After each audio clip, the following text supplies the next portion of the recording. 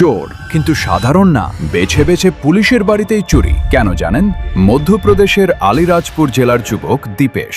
এলাকা ভাগ ছিল পুলিশের মতোই। পুলিশ যেমন থানা ভাগ করে, ঠিক তেমনই এলাকা ভাগ ছিল এই চোরেরও। রাত নামলেই শুরু হতো অপারেশন। আলিরাজপুর চিয়ে খান্ডোয়া জেলায় ঢুকে পড়তো দীপেশ। কিন্তু টার্গেট কোনো সাধারণ বাড়ি নয়, পুলিশ কর্মীদের বাড়ি। 20 জানুয়ারি খান্ডোয়া পুলিশ লাইন্স এলাকা। দুজন কনস্টেবল করণপাল সিং ও সুরেশ খাটে নামে। এক রাতেই নগদ টাকা আর সোনার গয়না মিলিয়ে কয়েক লক্ষ টাকা উধাও। তদন্তে নামে পুলিশ।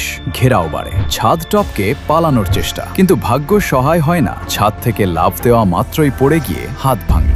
এত বড় ঝুঁকি জেনেও বারবার পুলিশের বাড়ি কেন? 15 বছর আগে আলিরাজপুর এক পুলিশের হাতে মার খেয়েছিল দীপেশ। সেই অপমান সে ভুলতে পারেনি। সেই প্রতিশোধ নিতেই পুলিশ কর্মীদের বাড়িই ছিল তার টার্গেট। 15 বছরের ক্ষোভের শেষ কোথায়? আইনের কাছে না প্রতিশোধের কাছে?